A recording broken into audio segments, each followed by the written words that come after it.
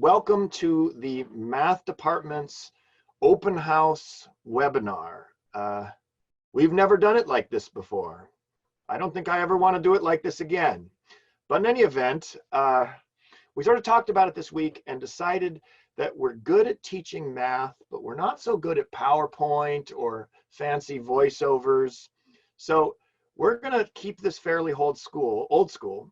I've got some people here with me, some panelists who represent various constituencies in the department and various concentrations. And I'm going to have them introduce themselves. Then I'll monologue for a few minutes just to tell you who we are and some of the highlights of the math department. And then we really want to open it up to your questions, because although we're teachers, so we can talk all day, it probably doesn't mean we should. The way we'll do questions is you can post a question in the Q&A, and then we'll be answering those as we go through. And if we don't get the answer right, go ahead and repost and ask more particularly.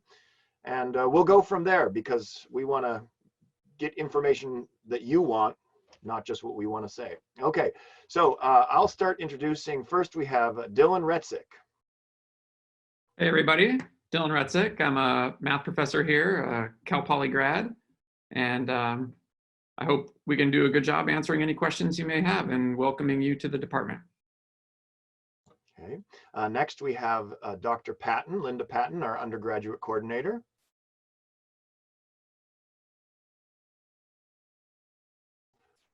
Alas, Linda, you are muted. There. I'm Linda Patton, the undergraduate coordinator, and that just means I do a lot of advising of the undergraduates in addition to teaching math. So I look forward to answering any questions. Thank you. Next we have Joyce Lynn. Hi, I'm Joyce Lynn. I'm a professor in the math department as well, and specifically in the applied math division. We also have some undergraduates and graduate students with us today. So first, Grace Hawkrine. Hi, I'm Grace. I am a fourth year math major, and I'm in the general concentration, and I'm planning on going to grad school next year for psychology. And I am the president of the Association for Women in Math, one of our clubs. Next, we have Ian Gallagher. I'm Ian. I'm an undergraduate math major at Cal Poly, third year. I'm an applied concentration computer science minor, treasurer of the math club, and I've done undergraduate research last summer through the Frost program, and I'm doing it again this summer with Dr. Brussel. Okay, and finally, Weston Grew, who's one of our graduate students. Hi, I'm Weston. I started in Cal Poly in 2015 as an undergraduate and then joined the 4+1 program. And now I'm a graduate student. I'm graduating this spring. I've also done summer research. I've led workshops in math. And I've done just about everything in the department as well. And I'm happy to answer any questions you might have. Okay, thanks. So we also have a couple of our staff working in the background here. You may be able to see their black boxes. Let's see here. So let me tell you a little bit about the math department just to kick off the questions. So we have about 250 undergraduates in the math department, which makes us a little bit small as a major. Even in the College of Science and Math, biology has 1,000 students. But interestingly, in terms of faculty, we're a very large department. We have 32 permanent faculty currently, so that would be tenure and tenure track faculty, and we're getting another one in the fall. And the reason for that is because we teach a lot of calculus for the engineers and the biologists, and basically everybody on campus takes a little math. The nice thing about that is that we have a very low student to faculty ratio. So there's something like 7.5 math majors per faculty member. We really pride ourselves here in the math department of that we're able to give a very individualized experience to our majors. So of those 250 undergraduates, roughly, I mean, each quarter some move in and some move out, to other majors on campus. We're basically about half and half, men and women. We're expecting something like 85 new freshmen and 10 new transfers this year.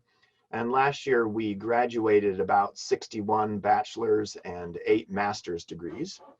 So you can see that we're growing a little bit. Now, some of our students talked about their curriculum path, so I'll say a few words about that just to get us started. The Cal Poly Math Department gives a Bachelor's of Science in Mathematics, but on top of that, you're allowed to lay a concentration, a little bit like a specialization. So we have 4 paths, really. We have the teaching concentration, which is a way to get a Bachelor's of Science in Mathematics and also focus a little bit on some of the things that you'll need in order to get your single subject certification to teach math at the high school level in California. And in fact, if you finish our teaching concentration in good standing, you're what's called CSET certified, which means in order to get into a credential program, you don't have to take the CSET test. Passing our program is the same as passing that test.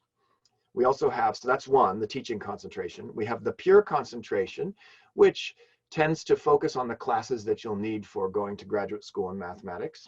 We have the applied concentration, which Joyce mentioned, and that focuses on the sort of mathematics for a certain type of applied job. And one of the highlights of that program is that we force you to take some classes outside of the major so that you have some proficiency in another field which you can apply mathematics to. And then the fourth way is called the general curriculum. That's the most flexible, and it is a built-in part of it that it's easy to get a minor because it's valuable for math students to get minors in statistics or computer science or physics. So we accept a bunch of statistics classes in the general curriculum. Now, someone asked in the question already, I can see, what's the 4+1 program? And I was going to talk about that next, so that's a good question. We also have a master's degree at Cal Poly.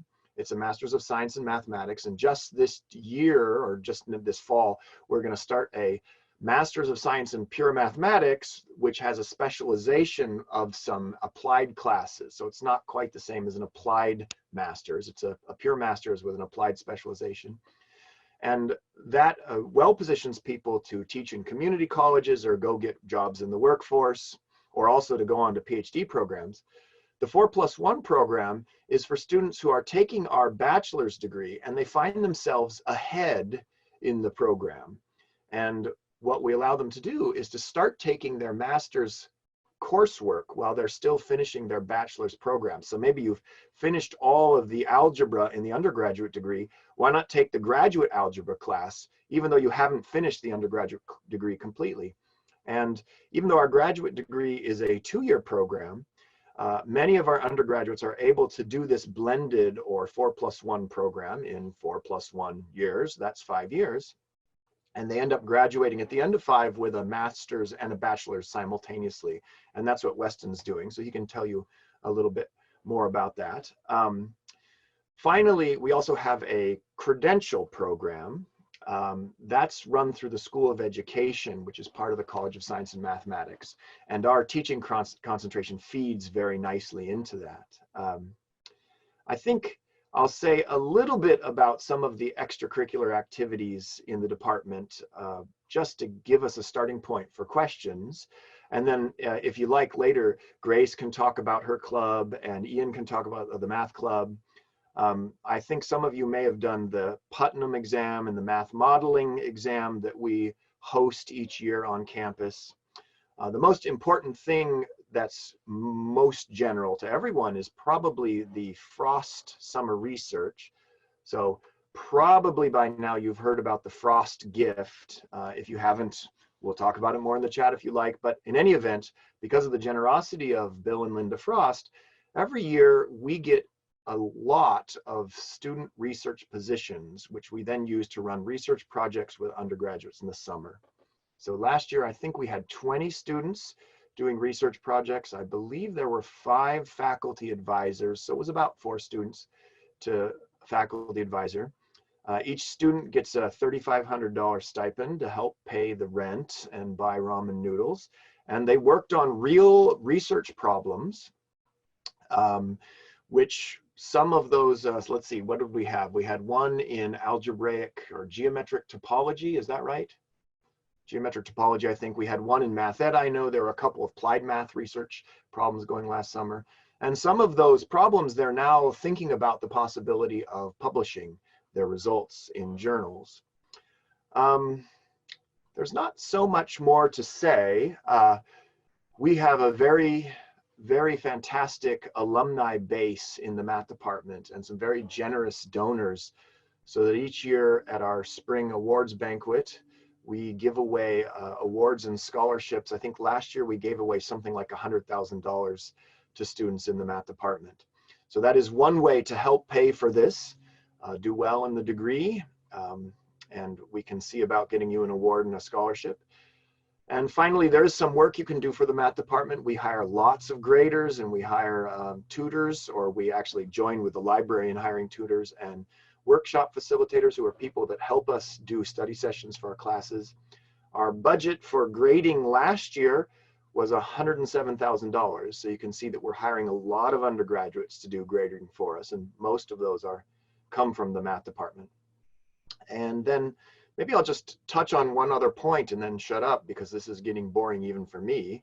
I can see Grace smirking in the background. Yes. Well, it's the webinar. What are we going to do? Job opportunities. I'll just say that to get us started, yes, mathematicians, math majors have lots and lots of job opportunities. We like to think about the math major as the best pre-anything major on campus. Now, Cal Poly is a university and not a technical school, so there aren't any programs here which train you, for a specific job. That's not what we're here for. And that's why if you come and get a degree with us, which we of course hope you do, we're going to expect you to take some literature and some philosophy and some history, because the thing you're trying to do here, the goal, is to become a well-rounded thinker and someone who can solve problems and has the background to do that. And having said that, math is a great program in which to learn to become a problem solver, because that's what we do all day long. And because of that, you'll find our graduates all over the place in the workforce. We have the standard people who work at, say, Pacific Life as actuaries, and people who work at banks as analysts and consultants. We have a lot of people who work for Raytheon, and so they do modeling of radar systems and how they can detect incoming planes, that sort of thing. But also, you'll find mathematicians doing things you wouldn't expect. And my favorite is that the guy who's in charge of most of the raspberry farming around Ojai is a Cal Poly math major. And he actually tells fascinating stories. You know, in my classes, I will often say the joke after we've learned to say integrate sine squared. Oh, well, that ought to come in handy next time you're at the grocery store. And of course, that's the joke, because we don't think of the math degree as training you to integrate sine squared. We think of it as training you to think. So of course, you're not going to integrate sine squared at the grocery store, but that procedure, that ability you get to be a problem solver, you're going to use that everywhere. And our math major who's in charge of raspberry farming, he uses problem solving on the farm, but strangely, he actually uses very, very specific mathematics in his problem solving on the farm. So he almost did integrate sine squared on the farm. He tells great stories about trying to figure out how to design mulch to minimize cost and maximize water retention, and how it was a very easy linear algebra problem, which none of the other farmers could do, so he charged him 25 grand for the answer. In any event, lots of good stories like that. I think I will shut up now and start looking at the questions and start ferreting things out to our panelists here. So the first question I see is, can you get a minor in business? If you take the applied concentration, we might be able to get you some business classes which count towards the math degree. Our general curriculum doesn't count any business classes as it stands right now, but you certainly can minor in business, because there is a business minor at Cal Poly, and there's plenty of room in the curriculum to take some classes outside of the major. If you do a 4+1 program is the next question. Can you get a master's in something not related to math? Yes, but not with us. Our 4+1 is only in the math department. And so in order to 4+1 with, say, computer science, you'd need to be getting a computer science bachelor's and then 4+1 with them. We can only do math for you. Let's see. Next question. Can you talk about graduate school after Cal Poly Math? Specifically, what resources are available? And then how do you apply AP credits? I'm going to actually point at Dylan to talk about graduate school because he was formerly our graduate coordinator, and then maybe we'll have Weston chip in if he has anything to say. Okay, great. Yeah, that's a good question. I'll tell you about what my experience was when I was an undergrad here thinking about going on to grad school, and then we can update that into modern times as necessary. But what I remember is at the start of the math major, you kind of look at your curriculum and you plan out your classes, but you might not be perfectly clear on what it is you want to do with all this mathematical study. As time goes on, though, if you were, say, in the pure concentration and you were taking lots and lots of proof-based theoretical classes, you start to get a feeling for the kind of mathematics that really gets you going and that you think you might like to study more or in greater depth down the line in graduate school. So when you start to get that feeling, you start talking to people. And really the main resource is what Ben mentioned. It's that low student to faculty ratio. We're all here to help, and you have relationships with your professors, and you go to their office and you say, hey, I'm thinking about grad school. You know, what's that like? And we sit and talk with you and we give you a sense of how it's going to go.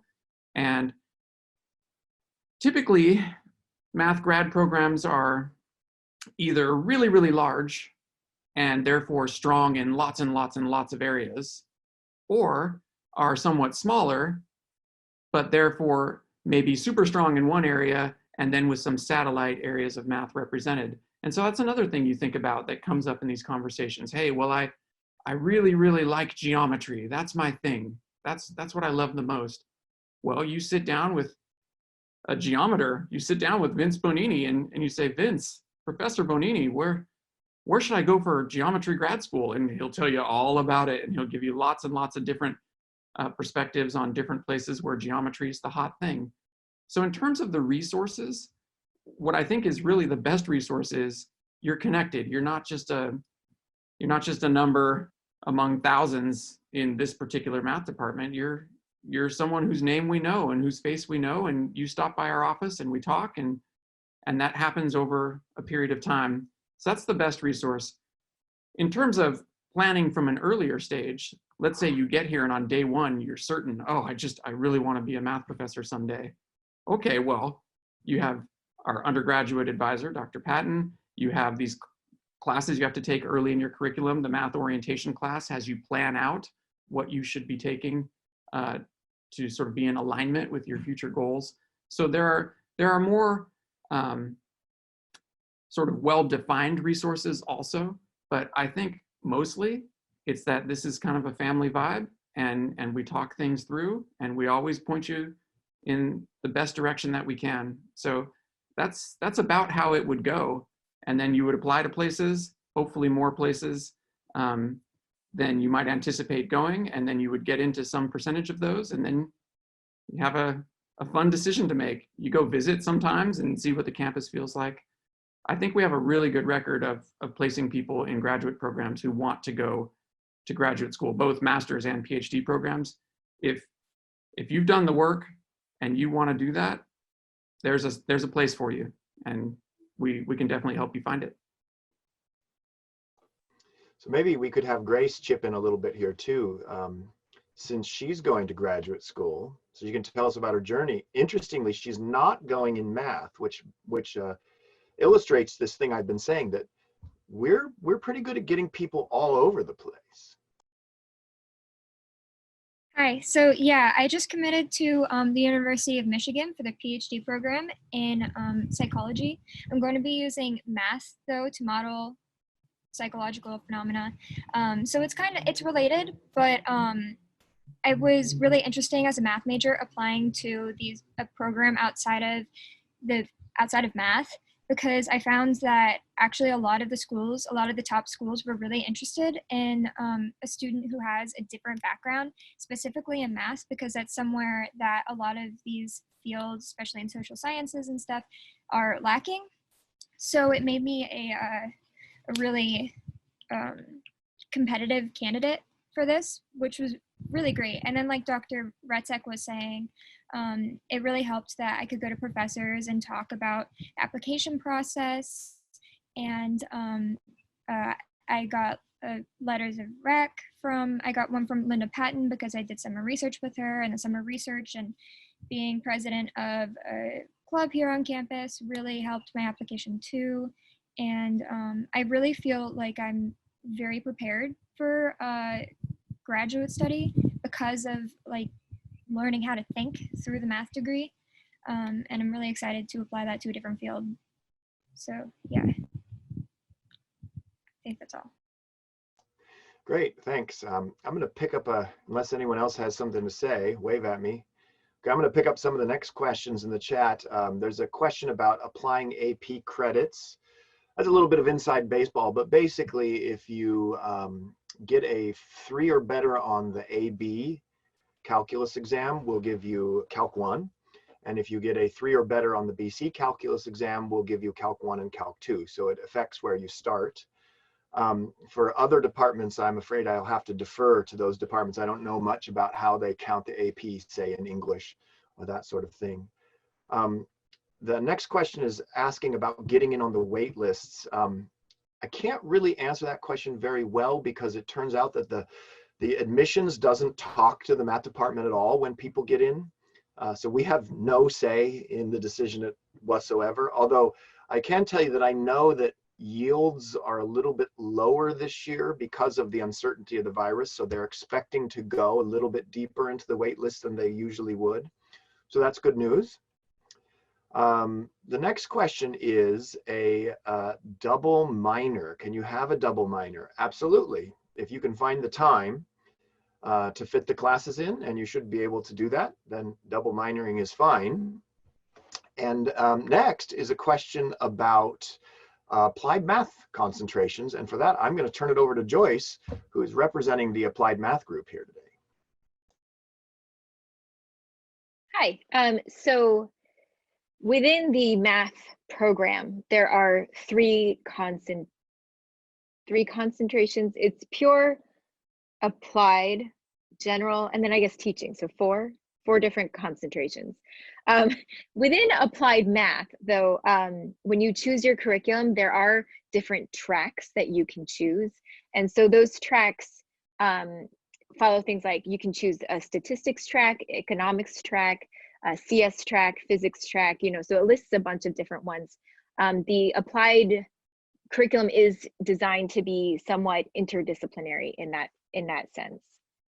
Did that answer the question? Maybe we could also mention that there are these pre-approved tracks within the applied curriculum, stats and CS, and I think there's a mechanical engineering track and an econ track. But we also encourage students to make their own path there. So you will have an advisor in the applied group, and you could say, I noticed there are no biology classes pre-approved, but I would like to take these 3 biology classes. And if I were your advisor, I'd say, why is that? And you'd say, well, I want to study the following, and I need to understand these biological notions in order to study that. We would come to an agreement and sign you up. So you'll get 12 units from somewhere on negotiation with your advisor. So that's a pretty good deal. I'm noticing a lot of questions in the chat about double majoring. So maybe I'll kind of talk about that for a minute. So I'm often when I talk with students, they have the impression that it's very difficult to switch majors once you come to Cal Poly. And that's not really true in general. So for instance, if you try to switch from math to computer science, you'll go to the computer scientists, and notice that's in another college, and you'll say, I'd like to or switch majors, and they'll look and see how many spots they have left. They're pretty impacted. So if you don't have nice grades, it will be difficult to switch over. On the other hand, there are a lot of programs that aren't impacted. So math isn't impacted. If you come to me from computer science and say, I'd like to switch to math, I'm going to look at how you've done in your math classes and how you've done in your CS classes. And if you've done well and we think together that you'll be successful, the switch is not difficult at all. And that's not to say people can't switch to computer science either. People are switching back and forth constantly. And that's why at the beginning I said about 250 students, because I would have to go really drill down pretty deep into the data to find out at this instant how many people have switched into biology, or from stats to us, or from us to stats, or to computer science or mechanical engineering. So people are flowing around quite a bit. Now, to double major is a little bit more difficult because you have to demonstrate to the second major that you have the kind of what it takes to be successful in 2 majors at once. And mostly they understand that this will take probably an extra year. It would be difficult, not impossible, but difficult to double major in 4 years. But again, it's mostly a question of impaction and how you're doing. So right now we have double majors in math and physics. We have double majors in math and stats. So we may have graduated the last one of those last year. We have several double majors in math and computer science. Those are the ones that we get the most of. And so those are within the college and outside the college. And there's not a test for that per se, but you go and you talk to the chair. So the last time a physicist came to me, they came and talked to me, and we worked it out, and they talked to Dr. Patton. How long is it going to take you to finish? Does that seem reasonable? Do I think you really will finish? Why do you want to do this? This is going to be a lot of work. And if all those things line up, then we sign on the dotted line because we want you to be successful. Anybody want to chip in extra on that? Did I cover the bases there? Okay. Let's see here.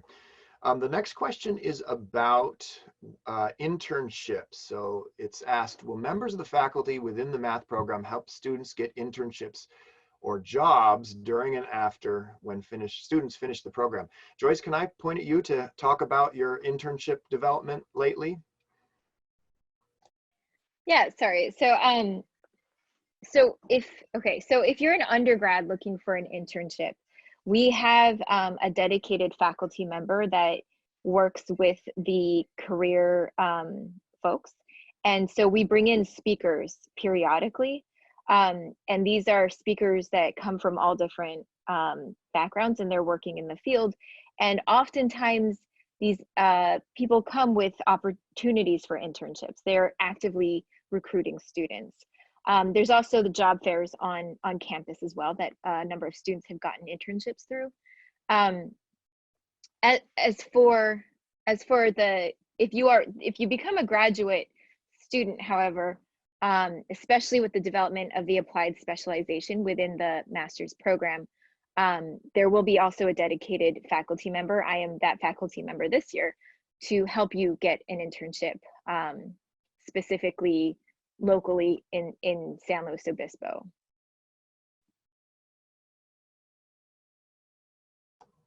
Great. And can I just say, we also have a career services center with a dedicated person for the College of Science and Math who knows has a long list of companies that want math majors for interns, and if you talk to them, they can help you in addition to the faculty consultant that Joyce mentioned. So the campus as a whole has a lot of resources for that. And separate from the applied specialization in that internship program, we have a liaison with the Career Center who couldn't be with us here today, but she's developed a lot of contacts in industry. So similar to what Dylan was saying before, our strength is our low faculty to student ratio. I said that backwards, student to faculty ratio. And so when you're interested in this, you'd come and talk around the faculty and find someone who had some resources which seemed interesting to you. Our next question here, there's actually a set of them that are sort of student focused. So maybe I'll point at our 3 students. I see one here, where do students live? what are they involved in on campus? What's it like being a member of the math club? And what events do they participate in? So students, chip in and let's have some information about that.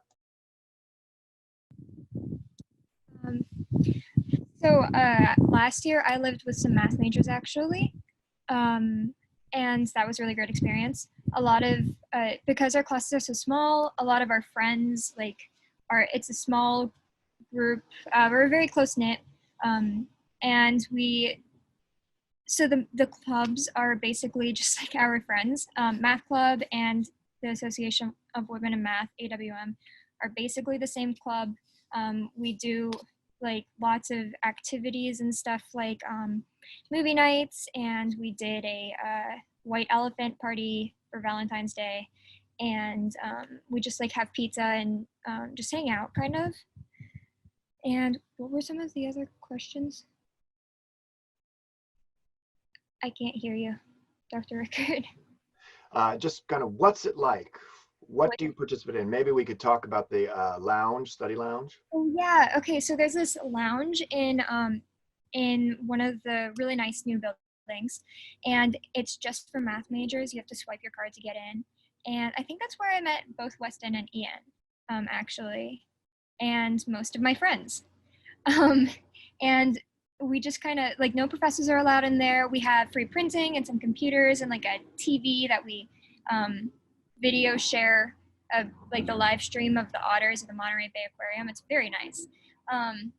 And, you know, just kind of goof off and do our homework and stuff together. And we have like group chats and stuff where we also goof off. And it's a really great place to meet people. And it's open like really late at night. So sometimes we just like have board games in there and stuff. And yeah, it's cultivated a really great community right there. We're very lucky to have that. Yeah, I was gonna say, within the math major, you get to know a lot of the other undergraduates. You see them a lot in the same classes, so there's a lot of opportunities to kind of develop like a group of friends. You might work on homework problems with them and then, you know, obviously get to know them better. But the math lounge, it's great for just going there, doing homework. There's a couple computers there and a printer. So there's a lot of resources available. And then, yeah, Math Club and AWM, they meet every other week. So like Math Club meets one week and then AWM the next. And we have like, every once in a while, we'll have speakers come in that talk about graduate programs or job opportunities for math majors, either within SLO or in other parts of the country. But other than that, it's just like a good social environment to get to know the other math majors and yeah, just kind of develop a sense of community within the major, I guess. Also, outside of math, if they're wondering about like Cal Poly in general, there are some really great places on campus to meet other people, like the Rock Wall. There's like a really cool community there that I know of, and then also the Craft Center, where you can do, I'm sure you can hear about that somewhere else, but you can do like ceramics and stuff. That's what I do. And so like me and some other math majors actually do ceramics together there and meet other cool people. So there's lots of other ways to meet people outside of the math major.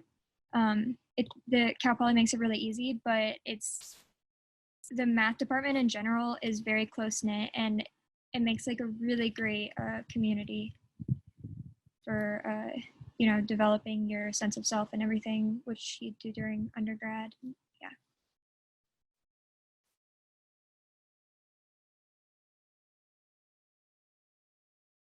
Have any thoughts, Weston? Not too many thoughts that would benefit someone considering undergrad. I think most of my undergrad, I just spent time with engineers, but the graduate student group is really close knit. So a bunch of the grad students, as well as several third or fourth year math majors, all hang out frequently. Like we have a lot of events like potlucks, movie nights, things along those lines. So very close knit. And then when we aren't just hanging out together, we all have shared offices next to each other, and we're pretty much just doing math in there 10 hours a day. Okay, next question I'll take up here is what study abroad programs are available to math majors? Of course, the general university study abroad programs are available. Have any of the three of you undergraduates done, or Weston, done study abroad? Okay, so you can go through the study abroad department at the university and do the standard thing. In mathematics in particular, there are a couple of programs. There's one in Budapest, for instance, where you go for a whole semester and you can take some really great math classes there. So the typical study abroad you would take fairly early in your career, and you'd go and you'd knock out some general eds. Maybe you'd go to Spain and take Spanish and a history class and something else. But particular to mathematics, there is the opportunity to go late in your mathematical career to Budapest. I think there's also one in Russia that you can go and take upper division math classes with some world-renowned experts. And we've had several students do that recently, and some of our faculty members, I don't think any of the ones here today have done that. Okay, next question I'll take here is, there's actually two about the same. How will you be able to choose your concentrations? How do you plan your schedule around that? And when do you have to decide? And for that, I'm going to turn it over to Linda. So there's not an official rule for when you have to decide. And the first year is absolutely the same for all the concentrations. And the second year is mostly the same. And if you plan your schedule really carefully and you don't know what concentration you want, there are people that aren't sure if they want to teach at a community college or a high school, or people that aren't sure if they're more interested in computers and want to do the applied concentration or something else. So if you plan your schedule carefully enough, and we go over this in the introduction to the math major class, you can probably put off deciding until your third year, and you'll be fine. It won't set you back. But if you just randomly take whatever class you feel like taking, then you'll get into trouble if you don't decide early. So for when you did it, and then I forgot what the rest of the question was, for how long to wait. Maybe how do you go about deciding that? So if you want to teach high school or junior high, then you should do the teaching concentration. That's pretty definitive. If you are interested in applying mathematics at a pretty if you want to be doing math itself in industry, I would say the applied concentration is good because it covers a lot of the math you need in any kind of industrial job. If you are going to graduate school in theoretical math, the pure concentration or the general and the 4+1 are good. So, and it sometimes can be hard to know which of those you want to do until you're a little bit farther into the major, like your second year or so. So I'd say it won't be that easy to decide until you're a little bit into it, but it doesn't matter because you can plan your schedule to have it work either way. There are certain people that just know they want to teach high school. And so, but except for them, most people take a few quarters to decide exactly what they want to do. All right, maybe I'll add to that one of the strengths of our program is that even though we have these concentrations, we think of it first and foremost as a Bachelor of Science in Math. So every year we do have students who are in the teaching concentration and say, you know what, I'm going to graduate school.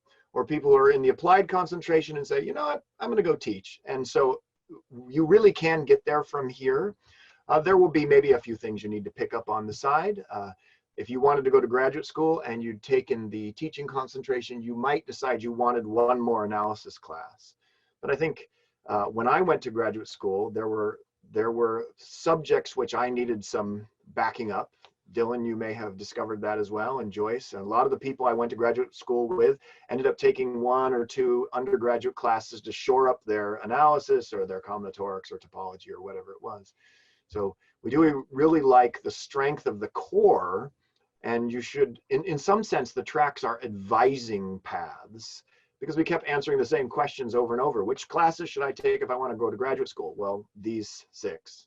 And then we made a track out of it. I'm going to take one more quick question here before I get into a big one. Someone asked, do you get credit for AP statistics? And the answer is sort of. Yeah, see, Grace is shaking her head no, because you get credits, you get college credits, but they don't do anything for you. So as a college, if you finish the math major, let's say with a general curriculum, I think you need 7 free electives, and so those will count for those free electives. But by the time you finish your degree, everyone has extra electives, so you don't really need them. It doesn't count for statistics. You can't get out of any statistics classes with AP statistics. Okay, I'd like to take up the question about learn by doing. I see that that's been asked a couple of different ways in the question and answer, and maybe I'll say my piece and then point to the rest of the panelists if they have anything to add. But in some ways, mathematics learns by doing the same way mathematics departments do everywhere. That's why I'm in front of the picture of the math and science building, because I miss my chalkboards as we're all furloughed at home. I'm actually going into a slight chalkboard withdrawal. I've got a piece here which I occasionally pick up just to remind myself what it was like in the good old days. But in a lot of ways, how do you learn by doing in math? You do math, you do problems. We talk about problems in class, and then you go and you do problems on your own and with your friends. We do math problems. In some sense, that's not that different than what math departments are doing all over the place. We do have some extra contests, and we do have the summer research, and we do have some other things like that that allow you to do math in a more sort of tangible, hands-on way. But the real way that learn by doing affects the math department at Cal Poly is the fact that it's not only us learn by doing, but it's the rest of the campus that is learn by doing as well. So one of the problems that math majors often have is that there's this cultural disconnect between mathematics and the rest of our society. And you can see that when you tell your friends, I'm going to study math in college, and they'll say things like, oh, I hate math, or, oh, I'm terrible at math. And that's such a funny thing to say, because if you think for a minute, it's unlikely, or there's not a lot of other fields that it would be socially acceptable to admit, actually socially expected to admit that you're bad at it. So imagine your friend says, I'm going to be an English major. Would you say, oh, I can't read at all? You just wouldn't admit that.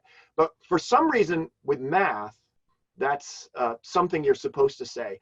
And so this would explain why there's this perception that mathematicians have trouble getting jobs. Part of the reason is because the society doesn't know what to do with us. So my father-in-law worked for Boeing for years. He's retired now. And when he interviewed, and he was a math major, I should have thrown that in. When he interviewed with Boeing, they said to him, well, I don't know what we'll do with you. We've never hired a math major before. I guess we'll give you a try. Which was funny because his group may have never hired a math major before. But when he got there, and this was a while ago, whenever the group would get stuck because the wing foil, the wing changed, so they needed to change how they were computing the drag coefficient, they would actually physically march the folder of formulas down to the office of the applied mathematician who worked there. He had a PhD in applied math. So Boeing doesn't know what to do with math majors at some level, even though they're obviously using math majors. I mean, math is in everything that we do, especially as we become more and more technologically involved, like we're having this webinar right now. And this program we're using is math, it's applied math. So how is it that as a math major, you get past that cultural disconnect that people have with you when they say math, what is that? Even though the phone they're holding as they're chatting with you about this is all built on math. And the way you deal with that is you gain some kind of currency that an engineer understands. And that's where learn by doing really makes a big deal for Cal Poly. So where I went to college, there was the math major and that was it. And there weren't a lot of clubs. It was a smaller college. Here, we have a lot of engineers who are learning by doing. And when they learn by doing, they go out and they build things. So for instance, we have the Mini Baja Club where they build a little mini Baja racer. We have the Infinite Car Club where they develop a little prototype car. And I think they put 1/8 of a gallon of gas in it and go to this competition and see whose car gets the farthest on 1/8 of a gallon of gas. And they have the Tractor Pull Club. And we have the CubeSat Club. That's an interesting club at Cal Poly. It's got over $1 million budget because they build the containers that go around scientific instruments that go on rockets that go into space. So this past year, we've had 2 launches from Vandenberg Air Force Base, which you can actually see over the roof of my house. And both those launches had Cal Poly student designed objects on them. And so that's how learn by doing is important for us, because so many other people are doing on campus. There's a lot of opportunities for you to join the CubeSat Club or the Infinite Car Club or the Rocket Club. And so when the engineer at the career fair says, well, you're a math major, why would I want to hire a math major? And you say, because I'm really good at math, which is what you need, aerospace engineer. Oh, and by the way, I built this. So that's one way in which I think learn by doing is fantastically important for math. It's because there are lots of other opportunities on campus that we can get involved in very easily to get street cred with the engineers. They need our math. We just have to learn how to speak their language, just enough to get our foot in the door. And then, we can take over all that stuff. All right. Yes, Grace. I just also wanted to mention the senior project and senior seminar. Those are some of the ways that we do learn by doing in the math major, and I'm sure that you guys have heard about senior project in your other meetings, but it's a really good way to actually get your hands dirty with some open problems and stuff and get experience with actually developing new math. And senior seminar, I'm in that right now, and Dr. Paquin has set up an entire the entire quarter so that there's 2 different things that you can do. I'm going to do the more pure math thing, and we're going to basically develop lattice point geometry from the ground up, just by answering some questions and thinking about fundamental things that build on top of each other and use math from other areas from classes that we've taken before. And it's more relatable to math in the real world outside of the classroom. And then there's another group that's students who are doing more applied things. So she has a bunch of different problems for them where they have, I don't know exactly what they have to do. Maybe Weston or Ian have answers on that, but they sound really interesting. One of them is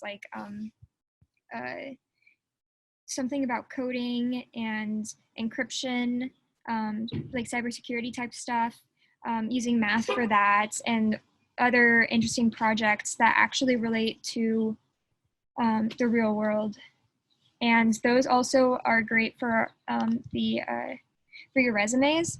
I know one of my friends graduated with the applied concentration, and she did a senior project and senior seminar, and it helped her get jobs right out of college because she was like, hey, look, I've done this. From both of those things. Yeah. Excellent. Anyone else? Chip? I was gonna say something. I'm actually a member of the CubeSat PolySat Club software team. So yeah, I applied. I was a math major, but I'm also a computer science minor. So I had a little bit of a foot in the door.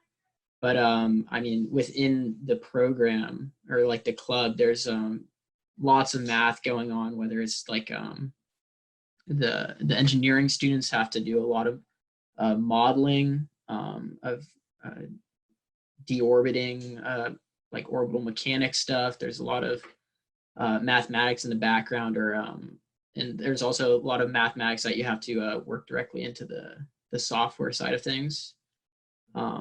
So that's one way you can do learn by doing is you can, join one of these clubs that, maybe it's an engineering club and like maybe you can work on the mathematics behind it or, just build up general skills. And then also I would say the opportunity for undergraduate research is pretty big, whether it's like summer undergraduate research through the Frost program, which I've done in the past. Like that's a great way to learn whether like research mathematics is a good fit for you or like what kind of research mathematics you want to do, and to just like get some experience doing something which is like wildly different of like what you would do inside the classroom.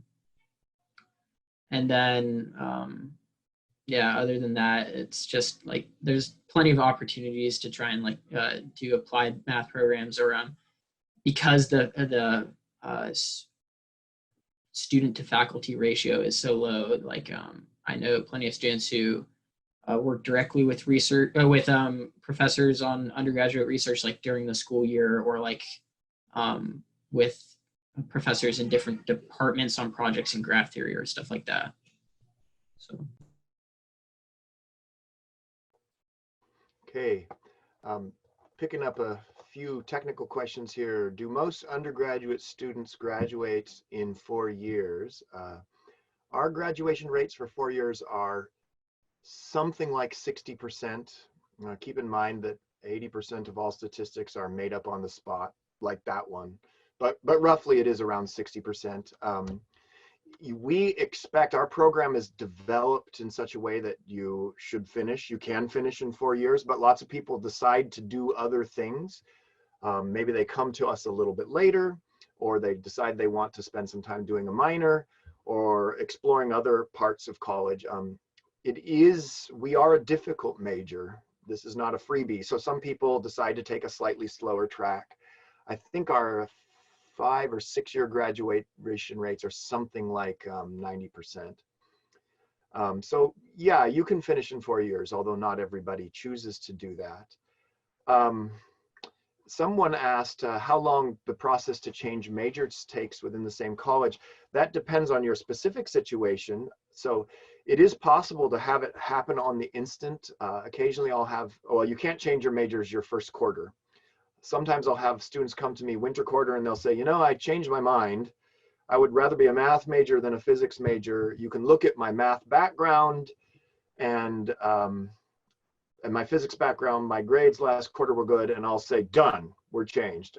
Other times we'll want to explore it a little more together. So we'll have people come and say, I'd like to think about changing the major, and we'll make a contract. The contract can take as many as 2 quarters. And sometimes we'll say, let's finish the quarter we're in, and then we'll set up a contract. So somewhere between instantaneously to a year. And that depends on what the advising looks like when we talk to each other, and what your grades look like, and how interested you are in those sorts of things. Maybe I'm going to answer one more kind of technical question. Do I foresee classes being held online in the fall? Well, I'll say we like to think of ourselves as holding classes virtually and not online, so that we're trying to, it was kind of a scramble at the beginning of the spring quarter to get what we were expecting to do when the floor dropped out beneath us, so that you could see it without being in person. I'm very hopeful that we will be live in the fall, although I expect there may be some virtual things that happen on the edges. But my suspicion is, and I have no epidemiological experience to back this up, but just based on hearing the administrators talk about it, I think that they hope we're going to run fall as much as we can in a normal way. So the WOW leaders are still training for in-person WOW, for instance, the week of welcome leaders. Now, what'll actually happen? Your guess is as good as mine. Now, there are some student type questions here.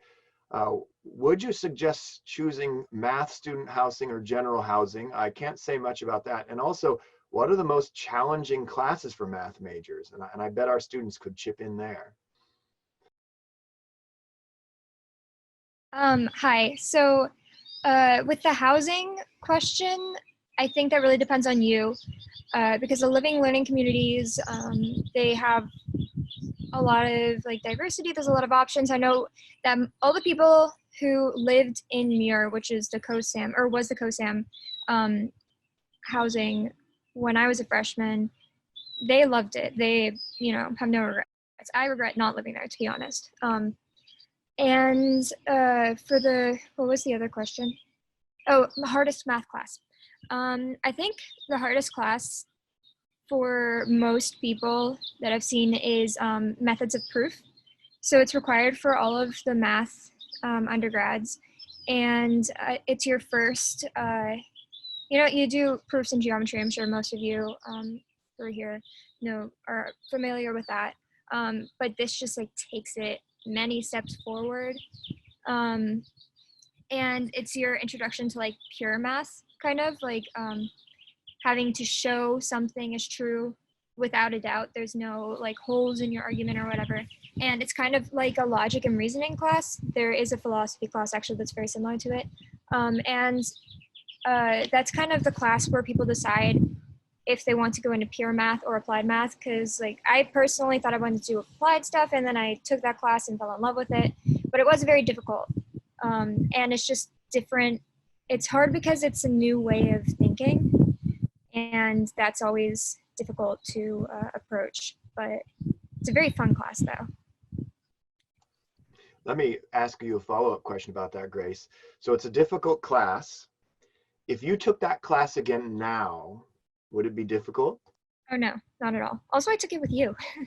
Did we? Oh, I forgot about that. Yeah, it's a very interesting class because it is very difficult when you're in it, but it's the kind of thing that you grow well past.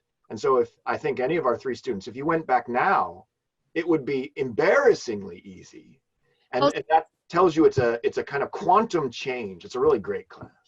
That's the class that everyone wants to be workshop leader for, because it's so much fun. And then like if undergrad or if underclassmen come to us, because in the math lounge, you know, there's like people from all different years hanging out there, and upperclassmen will answer questions for you underclassmen, and it's really helpful. We love answering those questions because they're easier than our homework, and then all of our proofs classes after that just build on that foundation. So you just get so much practice with it, and it's a lot of fun. But yeah, now looking back at it, it would definitely be so much easier.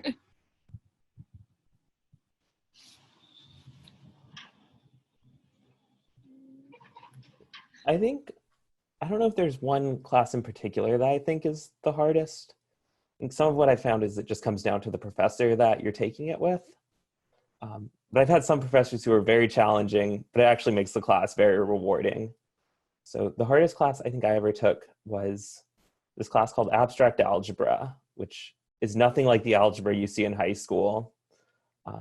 And like the methods of proofs class, it's a completely new way of thinking. And I think overall there's 4 abstract algebra classes you can take. And the first one's just the hardest by far because you have to adjust to this new way of thought. And then like methods of proofs again, after a few quarters of doing it, you look back at those problems and they're pretty easy to do.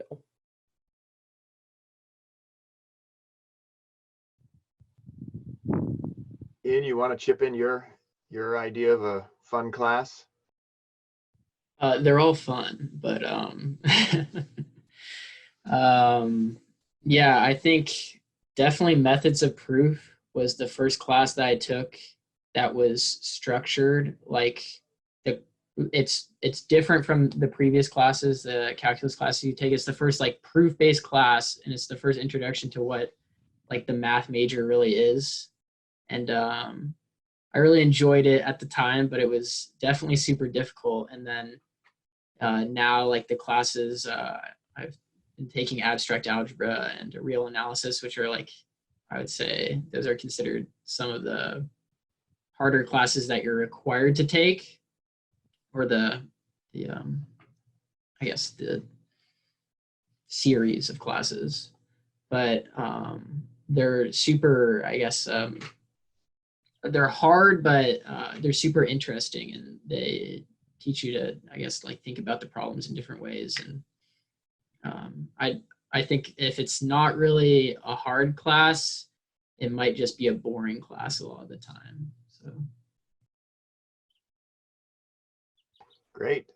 Linda, there's a question here which is right in your wheelhouse. From what other majors do people getting a minor in math tend to come from, and what are the advantages of doing that?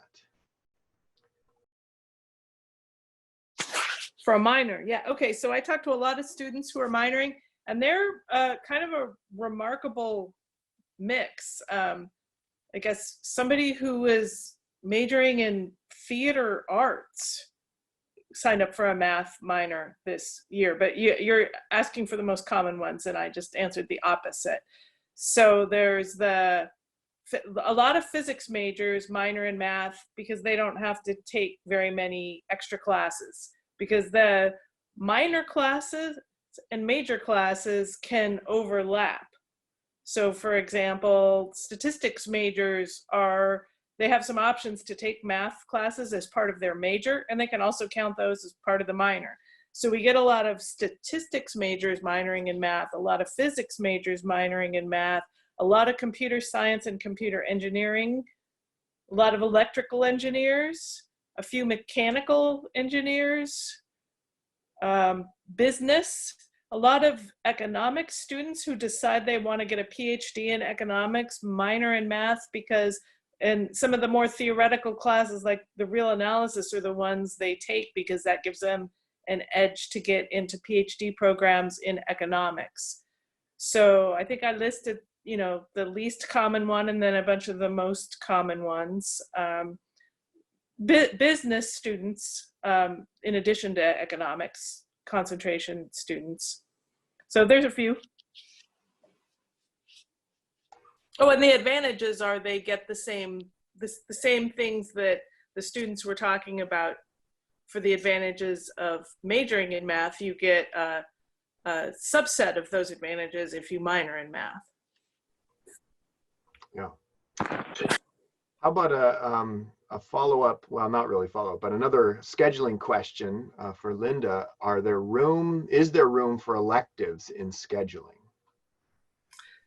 So especially if you choose the general curriculum within the math major, it has quite a few fewer units than the other concentrations, maybe by 3 classes. So you are required to take 3 or 4 fewer classes within the general curriculum compared with the others. So if you have interests outside of math, like you want to take a lot of music classes, that's pretty common. Or a language or something that has no relationship to math, you can fit those in pretty easily with the general curriculum. Let me say a word about the Frost program. So about 2 years ago, Bill and Linda Frost donated something like $120 million. That number isn't quite right, but that's the order of magnitude it was, to the College of Science and Math. Some of it went to the new building that they're building just near our offices, which is research space for College of Ag and the College of Science and Math and some other units on campus. But the bulk of it was designed to support undergraduate research. So every unit in our college gets an absurd number of students that they're able to support each summer. And I can tell you it's absurd in the following sense. When we were hiring this year and we were talking to potential job applicants on the phone, and we would say, "Are you interested in undergraduate research?" And they'd say, "Yeah, well, we have some of that here." And we could say, "We have 20 every summer. And we hope it will go up, actually." And people are flabbergasted because that's just a lot of research that we're allowed to support because of this very, very generous gift. So that's what the Frost program is. There are some other aspects to it. There's the Frost Scholar aspect, which has something to do with the way that you're admitted and how you're supported and your tuition. But as I say, they keep admission separate from us, so I don't know much about that. The way that it affects us is via the student research, which we're able to support. to the tune of 20 students per year, and 3 or 4 during the school year. I think we have 3 going right now during the spring. Another question, will the summer term be online to take some classes to get ahead this summer? Summer term is virtual. So Cal Poly will be holding all of its summer classes virtually this summer. In the math department, we'll be offering the usual classes. So that'll be the Calc 1 through Calc 4, linear algebra, methods of proof, linear analysis if you happen to be an engineer. And we're toying with the idea of running a linear analysis 2 class, which is an advanced differential equations class for the engineers. And I believe there will be some option for people who are coming to Cal Poly to enroll in classes early via what's called open enrollment. So that would be something you'd have to Google, though I'm afraid that I don't know the specific answer to that question. And now I think we only have one open question left, and we're also running a little bit short on time. So I'll pass this last one to Joyce. What do you think about taking chemistry or physics to expand your mind in applied math?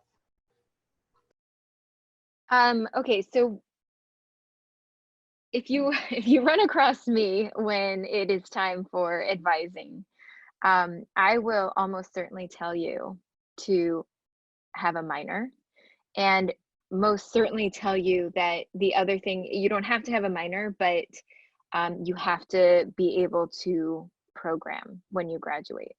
So as opposed to saying that you should take physics and chemistry, I would probably venture away from saying that. We do require some physics in our actual core curriculum itself. But outside of that, we encourage people to explore what they're interested in. With applied mathematics, it can go in many different directions. A lot of people do finance, a lot of people do optimization, a lot of people do, they even go the econ route. They love that part of it. Physics is a natural minor just because of the overlap of classes, as well as statistics. So there are no classes that I would necessarily encourage you to do.